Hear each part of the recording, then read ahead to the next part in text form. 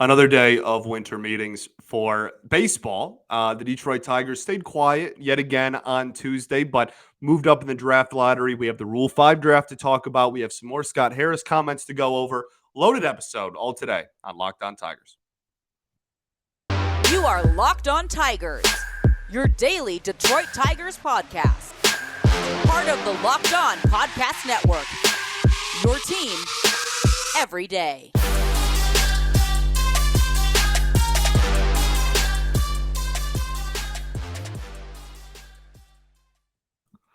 What is up, everybody? Welcome back to another edition of Locked On Tigers. I'm, of course, your host, Scott Bentley. Today is Wednesday, December 7th, 2022. Thank you for making Locked On Tigers your first listen every single day. We are free and available wherever you get your podcast, including YouTube.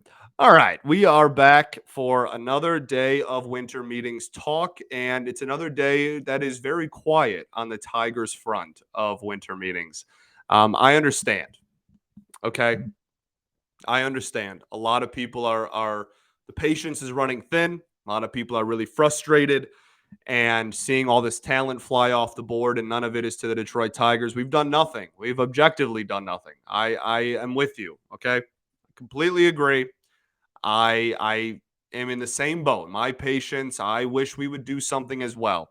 It's important to remember a couple of things. Just because we didn't improve on Tuesday, December 6th, doesn't mean that we won't get better. This is still a very long offseason. Now, a lot of moves happen on winter meetings, but there is still a lot of talent still on the board. And we have like 3 months to still improve this roster. Okay. Not every move has to happen this week.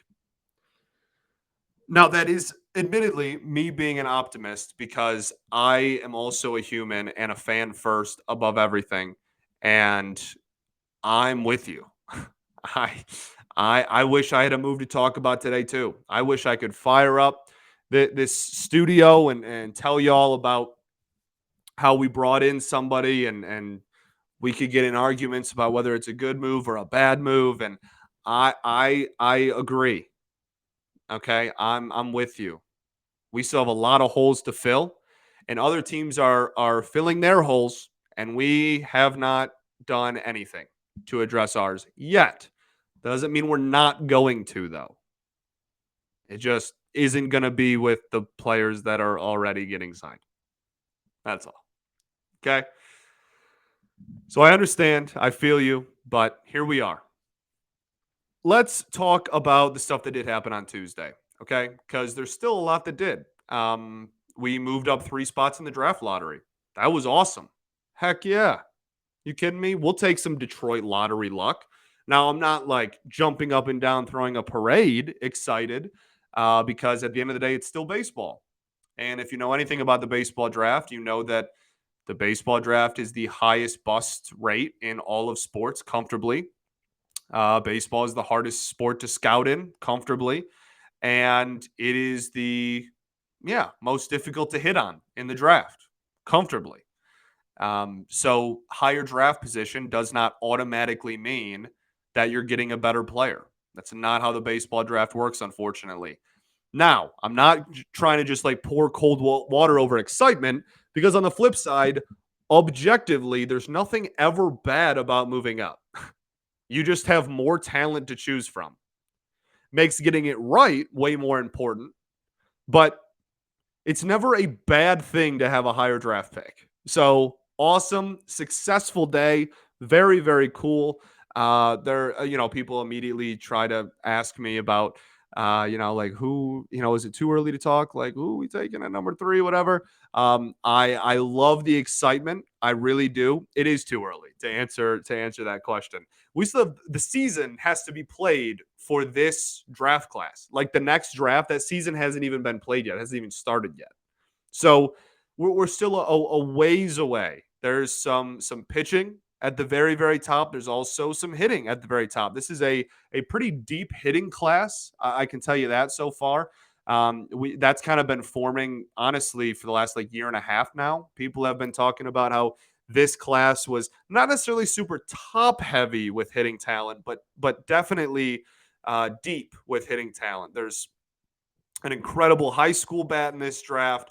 There is a lot, honestly, of college bats that currently are projected to go in the top of the draft. But again, there's a whole season to play that can change so much and will change so much from now until the MLB draft, which we will do a ton of coverage of. That's like one of my favorite things. I love ball. Okay. I just love baseball.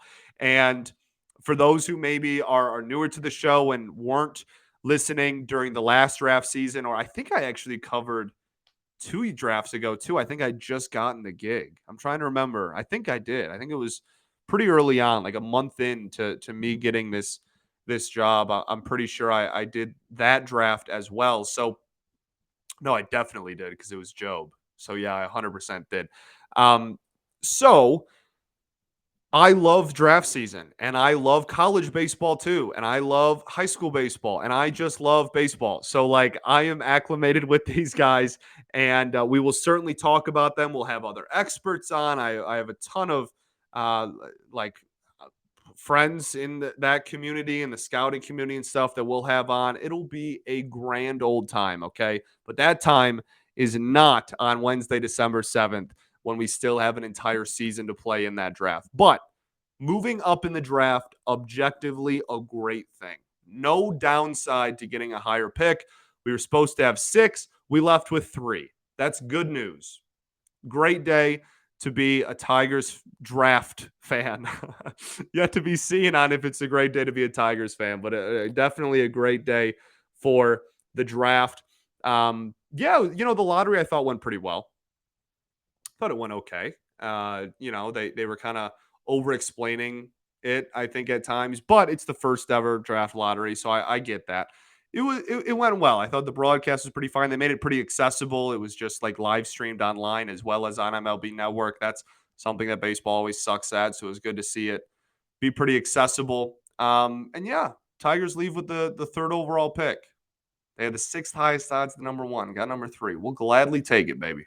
We'll gladly take it. Okay, let's talk about Scott Harris, shall we? That sounds like a fun thing to do, doesn't it? Also, I continuously, I just get notifications all the time because I'm just completely locked into winter meetings and I just want to know every single move that's happening. And so, like, even as I'm recording, like, my phone buzzes and it's Twitter, and I'm like, oh, got to make sure that no one's signing anywhere. So, let's talk about Scott Harris. Let's just do that. Let's jump right into it.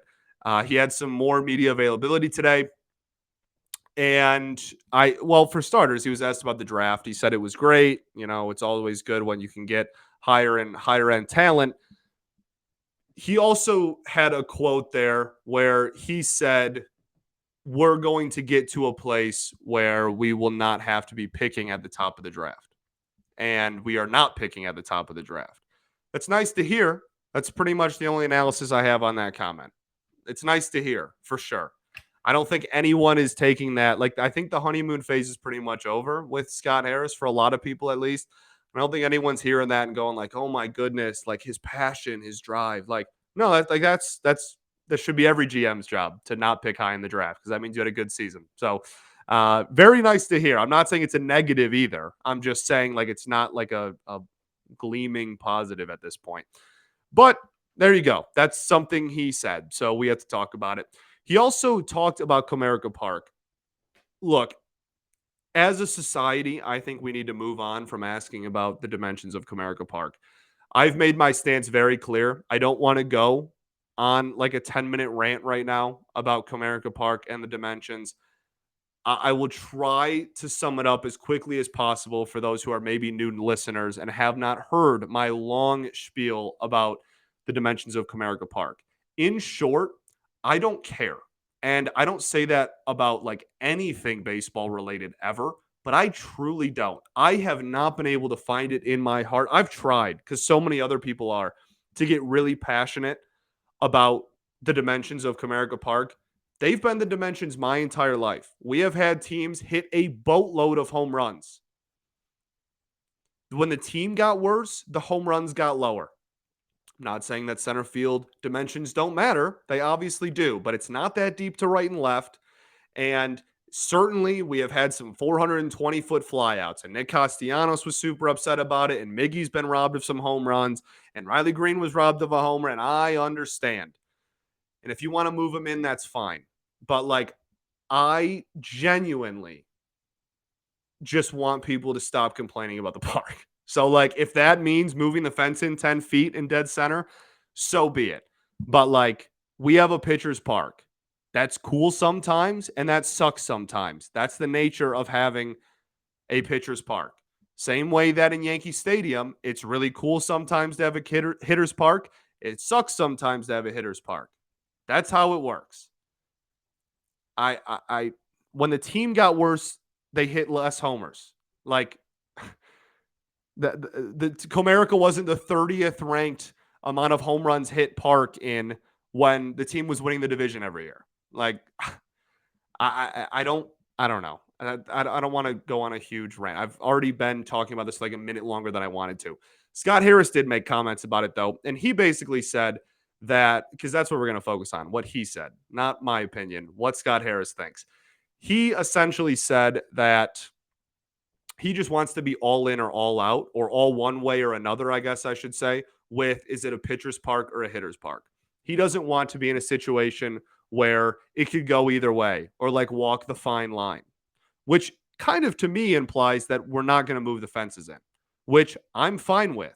And if somebody is like, oh, you're dumb, they need to move the fences in, you're right. Sure. I don't care anymore. I don't. But Scott Harris's comments, he made it sound like that wasn't a top priority, at least, because right now it's a pitcher's park. And if he wants to play, because he cited that he wants to build the team around the dimensions of the park. That's the park we play in 81 times a year. He wants to structure the roster around the advantages that we have in the environment we play in. There you go. Those are his quotes. Those are his thoughts. If you really are a huge believer that they need to move the fence in, I would not hold my breath because those comments don't imply that. But we will still see. He also said, I don't have an update on the situation. So if it was finalized, like, hey, we're not moving the fences in, I feel like he would just say that. So clearly it's still being discussed. So maybe do hold your breath. No, don't hold your breath. That's bad for you. Okay. Let's get into the other comments that he made. But first, I got to tell you all about our friends over at Simply Safe, the best security system out there. At Locked On Tigers, we believe the home should be where you and your family feels the safest, especially over the holidays. This season, give yourself and your family the gift of peace and protection with the #1 rated home security system, Simply Safe.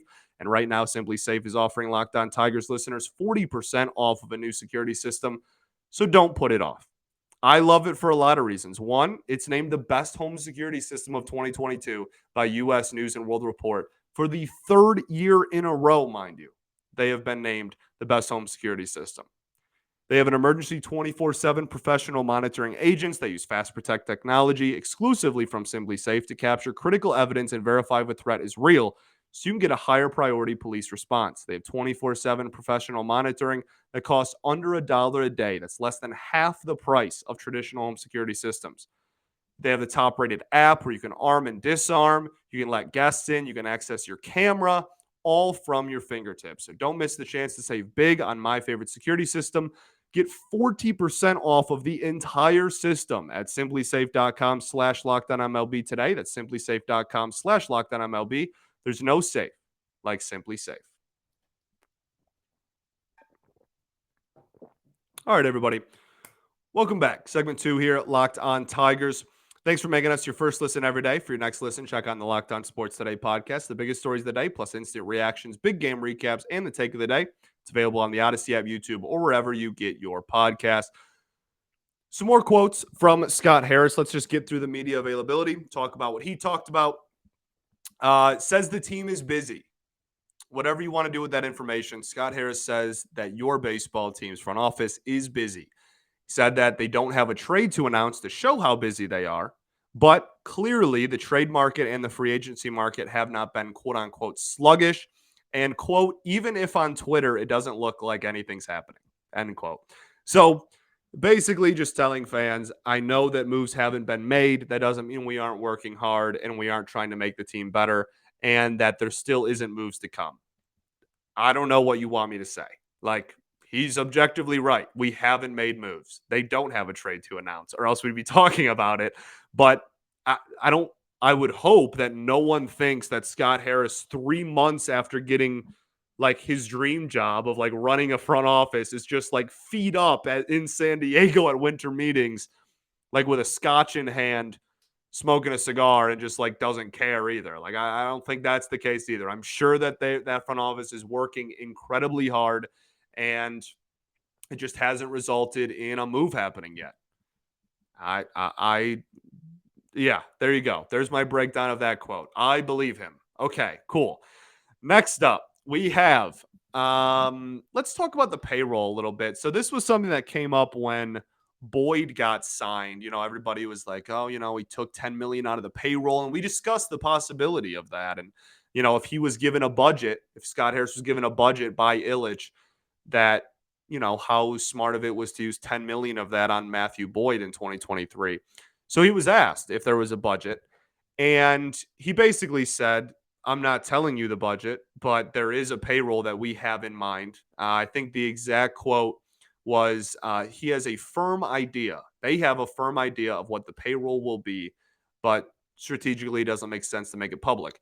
There were some people that were like, he's lying. You know why he's lying? Because he won't say the number. No, that's not how that works. It is, let's get one thing very clear, okay? It is preposterous to think that any team would make their budget public. Do you know how much of a strategic advantage you would have over another team if you knew how much money they were allowed to spend from their owner? No, he's not going to say that number, man. People get mad over the craziest stuff. Oh my goodness. Like, there's so many things you can point to and be like, I'm frustrated with that. I'm being impatient with that. I want this to improve. Him not saying the budget is not one of those things, dog. Golly. Um Ridiculous. Anyway, it makes sense that he wouldn't say it public, but also the main point of it is that he said they do have a payroll in mind. They have a pretty good idea of what they think the payroll is going to be. That would lead you to believe that. I mean, there's a lot of questions with that. Is it less than last year's? Is it the same as last year's? Is it higher than last year's? I guess those are really the only three options. But with Jonathan Scope has a year left, and then his money's off the books. Then you have Miguel Cabrera, obviously one more year at almost 30 mil. Then he's off the books. And then you have the opt-outs. I don't think Javi's opting out, but Eduardo Rodriguez has an opt-out after this season. I know he didn't really play that much this past season, but with have you seen the money starting pitchers? Geez, I can't speak. Have you seen the money that starting pitchers are getting? I don't think it's ridiculous to think that Eduardo might opt out. I think we're still a far way away from assuming that, but just because of how little he pitched last year. But I think that that's a very legitimate possibility as well. So with all the money that's set to come off the books next year, even if you don't include Erod, which we won't right now, he's still very much on the team, and again, he has to pitch a lot more to kind of get in that territory where it makes sense for him to opt out. Miguel Cabrera and Scope off the books in a year. Maybe is that a factor into it? But also, big name free agents are flying off the board, and we're not in on any of them. So I'm not sure how many big money guys are left out there outside of Rodon and maybe a few others. So we'll see. We'll see. But obviously there's a budget, and obviously we don't get to know it. Okay. Only other quote I really want to talk about was the fact that he said that no players were untouchable, and that is something that will remain constant throughout the entire era of him. That was a really weird way to word that. Throughout his entire tenure, he will never have anybody be quote unquote untouchable. And I like that, for whatever that's worth. I like that. We're breaking down quotes. I mean, golly, I promise, I wish we were talking about a move. We're breaking down quotes during the busiest baseball offseason week of the year. And for the third day in a row, we're talking about quotes. Like, I get it, but this is what we got. Um, and yeah, for whatever it's worth, I don't think that any player should ever be untouchable either. I think that that's ridiculous. I think if someone pays the proper price to of equal value to the player that you are holding on to, you should always consider it. That doesn't mean that some players shouldn't have a ton of value. I'm not saying everybody should just be traded, but I subscribe to that same belief. I don't think anyone ever is untouchable. Okay, let's talk about the Rule 5 draft coming up, and then we'll riff a little bit about other moves that have happened, news and notes from around the league. We'll do that right after I tell y'all about our friends over at Bet Online. BetOnline.net is your number one source for betting info, stats, news, and analysis. Get the latest odds and trends for every professional amateur league out there, from football to basketball, soccer, esports. They've got it all at betonline.net. And if you love sports podcasts, you can find those over there as well. They're the fastest and easiest way to get your betting fix. So head to the website today or use your mobile device to learn more. Bet online, where the game starts. All right, everybody, welcome back here. Third and final segment of Locked On Tigers. What do you guys want to talk about? I guess really quickly, Josh Lester, former Tiger, former Mud Hen, was signed by the Baltimore Orioles on a minor league deal. I don't think he is on the 40-man. So there you go. Josh Lester, no longer with the organization, was a really cool story last year, hit really well this season, 2022.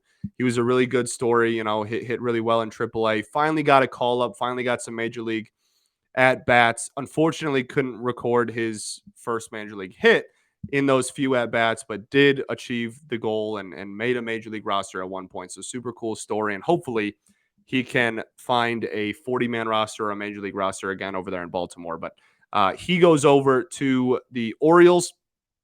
And that's kind of it for news and notes. There you go. Josh Lester to Baltimore, the big news out of Tigers camp today.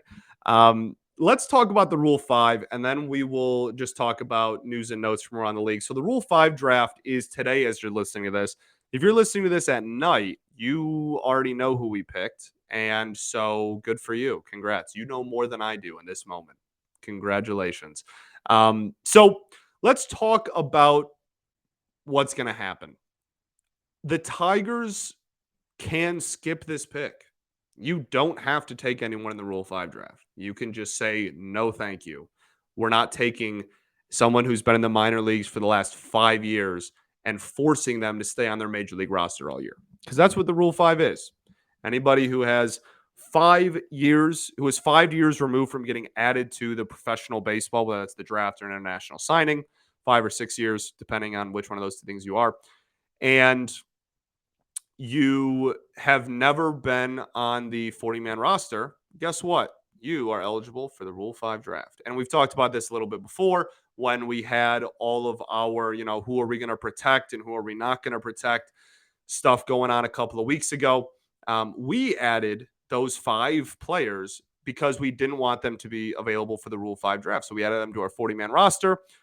And so the pool of players eligible to be taken in the Rule 5 is massive. It is a ton. It is everyone who is at year 5 of professional baseball and not on a 40-man roster in the entire sport. It is a massive number. So there's no way we can talk about every single player that's available. But there are some names that I want to highlight and just keep an eye out for it. Now, the odds of me, it's such a big pool that the odds of me even nailing this are slim because I'm not going to go through 10 or 15 names. I have 4 names that kind of jumped out at me of might fit positional needs, might fit what we are trying to build next season. 4. We don't even have a top 4 pick. And again, we could even go up there and Scott Harris can be like, none of these dudes move me. We're just not picking in the Rule 5 draft. And then we just don't have one. Now, Al Avila loved the Rule 5 draft. Oh my goodness, he loved it. It was like Christmas morning to him. Every single year, the Rule 5 draft would come along and we would all wake up and milk and cookies and oh, who are we going to get this year? And, to his credit, got some longer term major league players, whether they're everyday starters or not, found some talent in the Rule 5 draft. So hats off to Al. I can't believe can't believe we're talking about that, but it is something that was very, very popular in the last regime, and we'll see what Scott Harris's opinion of it is. So before I go through those names, I just want to make it clear we might not take anyone. You might be listening to this, and the Rule 5 draft is over, and we didn't take anybody. You can just like skip through this. Actually, please don't. So first up, I want to talk about Matt Gorski for the Pittsburgh Pirates. He is a right-handed hitting outfielder. Spoiler alert, of these four, they're all bats, and three of them are outfielders because I think that makes the most sense. I think you need to sign an infielder. Like, you're not getting your starting third baseman in the Rule 5 draft because at the end of the day, these are a lot of shots in the dark. The history of like players that were Rule 5 drafts and ended up being everyday starters or like all stars is like single digits. So you're not going to find your third baseman of the future tomorrow or today as you're listening to this, right? So I figured outfield made more sense. And like, you have a lot of young pitchers. I'm not sure you really want to take any innings away from them, but there's also more pitchers than any other position. So like, maybe it's easier to take a pitcher. Again, you're seeing the roller coaster of a thought process that everybody has during the Rule 5 draft. It's a vast pool of players to choose from. But in my head, you need a right-handed outfielder, and you don't necessarily need them to be an everyday starter. Now, I would love you to sign an everyday starting right-handed outfielder. Don't get me wrong. But if you just wanted a righty just because you need a right-handed outfielder, you can address that at least in the Rule 5 draft. And then if you get other talent, then whatever. You cut them, they go back to the team they were originally on, just like what happened with Will Vest with us, right? Will Vest was drafted in the Rule 5 draft by the Mariners. He made it halfway through the season. He had a high ERA. The Mariners said, see ya. And if you cut someone that's a Rule 5 pick in their first year after being drafted with them, they go back to the team they came from. So now Will Vest is back and like a pretty solid reliever for us. Okay. So now that we got all of that explaining out of the way, Matt Gorski, okay, he's only 24 years old. He turns 25 in December, in a few weeks. He turns 25. He's an outfielder. He's a right-handed hitting outfielder, and he has decent walk numbers at the minor league level. They're pretty solid, but he has some big-time power numbers that he has been able to display. In 37 games in high single A this year, he had a 754 slugging percentage, not OPS. His slug was 754. Now, granted, less than 40 games, but his 37 games in high single A. He also then got promoted to double A, where he played in 38 games, had a 490 slug with a 354 on base percentage. Strikes out a decent amount, walks a decent amount, but has some power potential in that bat. And I think that can play multiple outfield positions. Someone to keep an eye out for sure. On the infield side of things, Malcolm Nunez is someone that has been thrown around by a lot of fan bases as someone to keep an eye out for. He is listed as a first baseman / third baseman. However, he doesn't play third base particularly well. He's not really a plus defender, but he's shown to be a really good hitter. And this is another dude that has had some really solid power numbers, and he walks a lot. He has had a lot of success with his walk rate down in the minors and doesn't strike out too terribly much to get paired with it. That's obviously an awesome combination. He had a 134 WRC plus a 110 WRC plus in double A for the Cardinals, and then a 134 WRC plus in double A for the Pirates this year, where he played in both systems. Someone to keep an eye out for sure. Again, some raw power believed to be in there as well. I got two more. Who do we want to talk about right now? So, okay, let's talk about Cameron Misner, Tampa Bay Rays system. He is a lefty, granted, and I understand that, like, my big thing was you can address righty outfielders, but just bear with me here. This is an interesting case because he has some power numbers in the minors and some stolen base numbers. and some good walk numbers. High walk rate, good slug, good home run numbers, 24 and 32 stolen bases the last 2 years. All really cool. Hasn't had a walk percentage under 11.3% at any level in his professional career. That is phenomenal. Okay, that's Scott Harris eating that up. Love some good walk numbers. The problem is he strikes out at an insane clip, almost 30% of the time. Did strike out 30% of the time in Double A for Tampa Bay this year. So that's the one caveat to him. Giveth and taketh, some power, some speed, some walks, but going to strike out a lot in Double A. I would imagine that number would only increase when promoted to the major league level. So that's somebody for sure. All these guys are going to have there's no perfect prospect, or else they'd be on a 40-man roster. So all these dudes are going to kind of be shots in the dark and some risks. The one that I want to take a look at the most, and maybe my favorite, is that the right word? I guess favorite, is Corey Julks, who is a right-handed hitting 26-year-old, will be 27 next year, outfielder from the Houston Astros organization. In AAA this year, he had 31 home runs and 22 stolen bases on almost a 10% walk rate, a K rate of only 21.5%, a slugging percentage over 500, had an OPS of about 854, high batting average to go along with it too. He absolutely mashed. And I guess my thought process is he's 27. This is like a point in his career where he's either a major leaguer or he's not. And so if you take that risk on him, I mean, like seriously, was one of the best hitters in AAA last year. Like one of the best offensive producers at the AAA level when you take into account the power and the stolen bases. And, for RBI lovers out there, he had 90 ribbies, like in 130 games. So this is someone that can hit, and good enough defender at multiple outfield positions. I feel like if he was ever going to get an opportunity, I think he'll be taken by someone. If he was ever going to get an opportunity to play at the major league level, like this would be it. And he's going to have to take it and run because, again, like 27 years old, like older than the other guys that we've been talking about. So, and again, if it doesn't work out, then he goes back to Houston in July when you cut him. And like, that's all there is to it. It's no big deal either way. So those are some of the players to look at. But again, there's like a million. And so we could take anyone. And if we do take someone, we will break them down on tomorrow's show. If we don't take anyone, then guess what? We won't, because there's no one to break down. So there you go. Let's talk just I want to get you all out of here. I don't want this to be like a 40-minute long episode. But let's talk a little bit about what's been happening around the league before I send you on your way. Cody Bellinger to the Cubs, 1 year, $17.5 million. No thank you for me. I know a lot of people were like, oh, we can get a former MVP winner. He was never going to sign a long-term deal because he's a Boris client, and Boris wants him to sign 1-year deals until he has a really good season.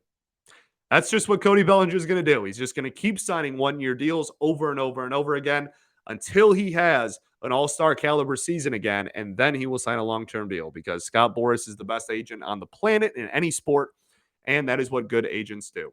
17.5 mil for 1 year for a dude that had an OPS like in the 500s, low 600s maybe last season. No thanks. I'm good. Mitch Haniger, San Francisco, 3 years, 43 mil. Everyone's saying this doesn't take them out of Aaron Judge. Also, we had to talk about the Aaron Judge frenzy. John Heyman just saying that Aaron Judge was going to San Francisco and then 5 minutes later going, whoops, my bad, just kidding. That was crazy. And then they signed Mitch, right, a few hours later. So he says that this doesn't take them out of the sweepstakes for Judge at all. I think I believe him. They have a lot of resources over there. They clearly want Judge very badly. But I know that a lot of Tigers fans also wanted Mitch just because he's a right-handed hitting outfielder. And outside of Aaron Judge, he's the best right-handed hitting outfielder on the market. So there you go. Not a Detroit Tiger. Josh Bell to Cleveland. I love for Cleveland. That is a phenomenal signing, like a grade A signing. Cleveland's going to be good, man. Cleveland's going to be good. They have a pitching factory. Their offense is only getting better. They're really young and controllable. They're going to be around. They're going to be a problem for the foreseeable future. Really like that deal a lot for Cleveland, though. Happy for Josh Bell. Jace Peterson to Oakland, 2-year deal. We kind of talked about him as a slight possibility that he was to be a Tiger and was maybe fill the third base void in Detroit. So there goes that option as well. Brandon Drury's still out there. Brian, I think, is still out there. So Jace Peterson, one of a few options, but definitely one of the options we highlighted when talking about the future of third base. What else? Andrew Heaney to the Rangers, fine. He kind of has home run-itis. So if he's not giving up homers, then he'll be a decent pitcher. If he's giving up homers, then he won't be. So we'll see. But that rotation we talked about the other day with DeGrom in a few years is going to be super fun. John Lowe, Free Press, congratulations, former Tigers beat writer there, getting some love, getting some recognition from the Writers Association and whatnot, getting some awards and some accolades. So super cool. Congratulations to him. Only other piece of baseball news I think is what else? That might be it. Oh, Yoshida. Yoshida was posted. One of the best Japanese players in the NPB has been posted as of Wednesday morning at 8 a.m. So as most of you are listening to this, I know I got some early on the way to work listeners. So not y'all, but for everybody else listening to this, if you're listening after 8 a.m., he was officially posted one of the best hitters in the NPB last season. So super cool to see him. We'll see the frenzy for him. I don't think the Tigers are in on him at all, but still will be always cool when players from around the world come over and are available to be signed in the majors. Okay, I think that's it. Thanks for making Locked On Tigers your first listen every single day. We are free and available wherever you get your podcasts. For your next listen, check on the Locked On Sports Today podcast, the biggest stories of the day, plus instant reactions, big game recaps, and the take of the day. It's available on the Odyssey app, YouTube, or wherever you get your podcasts. Yeah, that's it, I think. Oh, one more thing. Chris Castellani, I love you, brother. Love you to death. Yeah. Love you, buddy. Peace and love. Going to therapy's dope. And I will catch y'all tomorrow. Maybe talking about a Rule 5 pick. Maybe talking about a move. For the love of everything. Go Tigers, baby.